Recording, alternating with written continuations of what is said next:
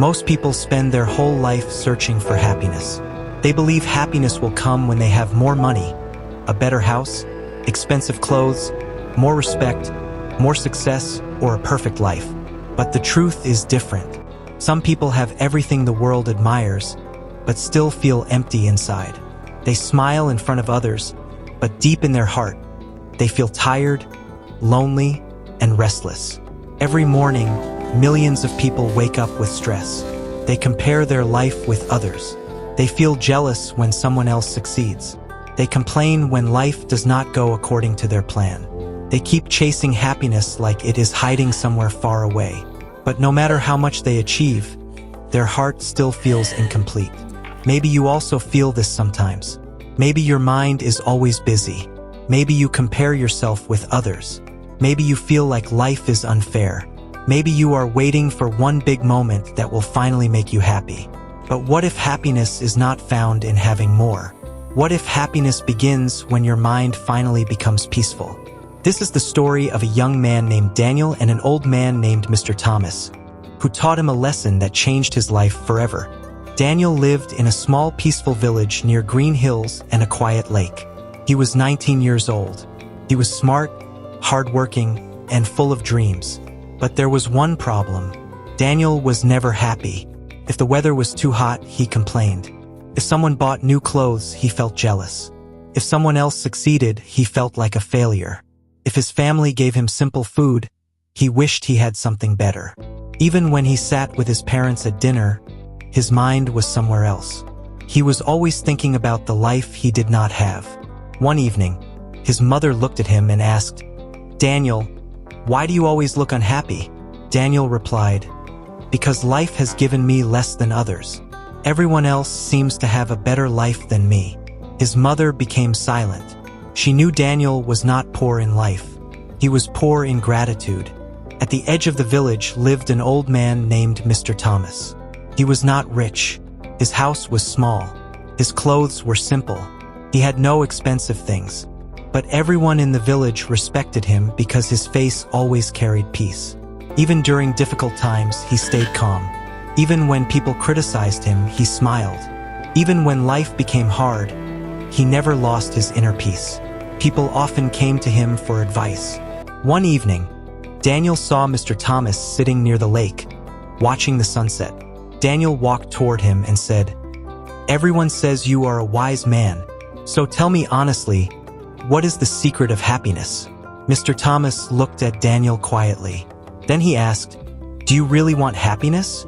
Or do you only want a life that looks better than others?" Daniel did not know what to say. After a few seconds, he replied, "I just want to be happy." Mr. Thomas smiled and said, "Then come to me tomorrow morning before sunrise.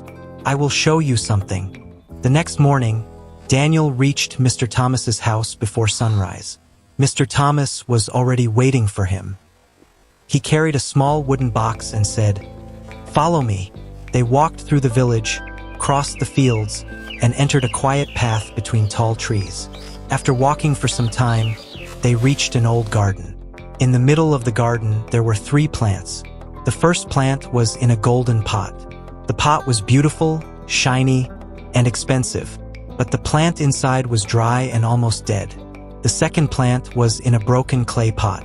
The pot looked old and simple, but the plant inside was green, fresh, and full of life. The third plant was in a big decorated pot, but its roots were trapped under heavy stones, could not grow properly. Daniel looked confused. Mr. Thomas asked, "Which plant looks the happiest?"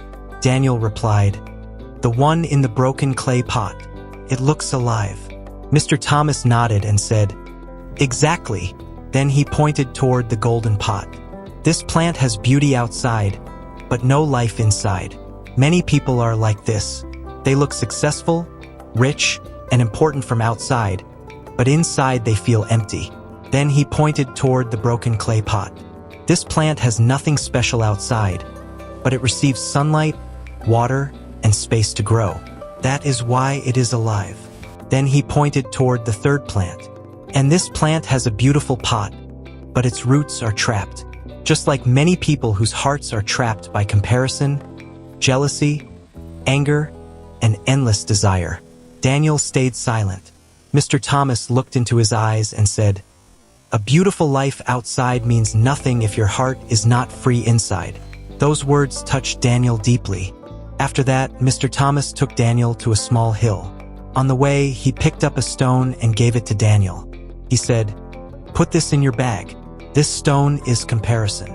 Daniel placed the stone in his bag. After a few steps, Mr. Thomas picked up another stone. "This stone is jealousy." Then another. "This stone is anger." Then another.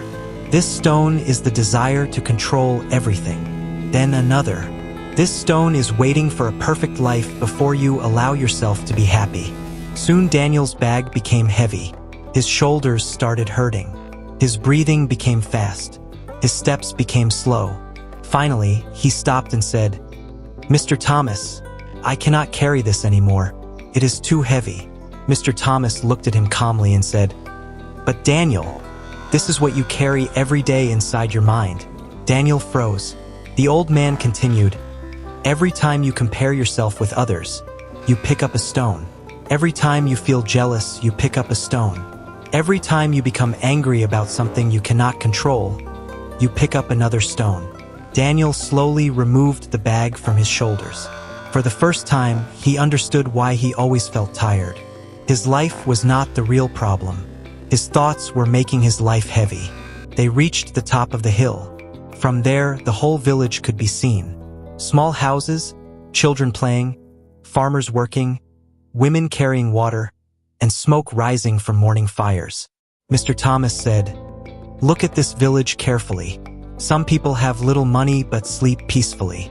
Some people have more money but never feel satisfied. Some people live simple lives but smile from the heart. Some people have many things but still complain every day." Daniel asked, "Then what makes the difference?" Mr. Thomas replied, "The direction of the mind." Daniel looked confused. Mr. Thomas explained, "If your mind always looks at what is missing, your life will always feel empty. But if your mind learns to notice what is already present, your life will start feeling rich." Then Mr. Thomas asked Daniel to shout toward the hills. Daniel shouted, "Life is unfair." After a moment, the hills echoed back, "Unfair, unfair, unfair." Mr. Thomas said, "Now shout something else." Daniel shouted, "I am grateful." The hills echoed back, "Grateful, grateful, grateful." Mr. Thomas smiled and said, "Life often gives back the voice you keep sending into it. If your mind is full of complaints, life feels painful. If your heart is full of gratitude, even simple moments become beautiful." Daniel stood quietly. He had blamed life for many years, but he had never looked inside his own mind. On their way back, they passed by an old woman watering flowers outside her small house. Her clothes were old. Her house was simple. Her hands looked tired, but she was smiling peacefully while taking care of her flowers. Daniel asked, "Why does she look so happy? She does not seem to have much." Mr. Thomas replied, "She has faced many difficulties in life, but every morning, she chooses to care for something. Those flowers give her purpose." Then he looked at Daniel and said, "A person without purpose becomes a prisoner of overthinking.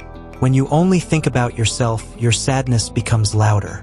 But when you help, love, create, and serve, your heart becomes lighter." That day, something changed inside Daniel. He did not become happy immediately. Real change does not happen in one moment. But Daniel started watching his thoughts.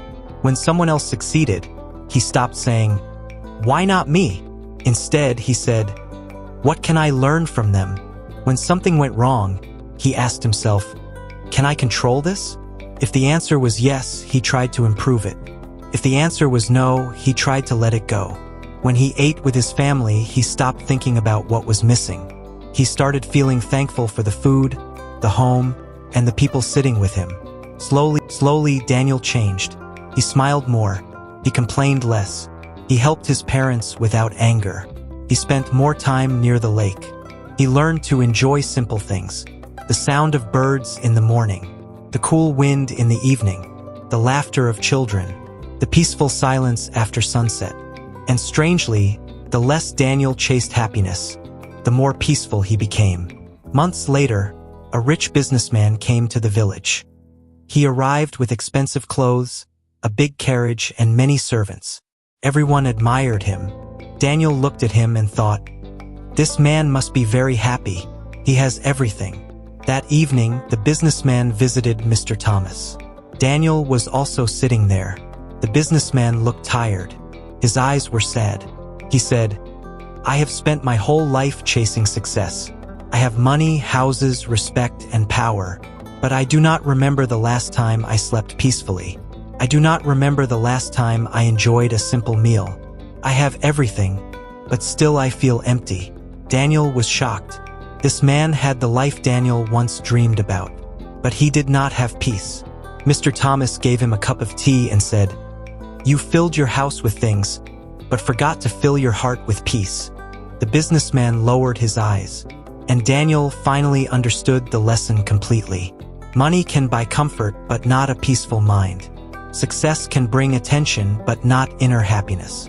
Expensive things can impress people, but they cannot heal an empty heart. The world teaches people how to earn more, but very few people teach them how to live peacefully. Years passed.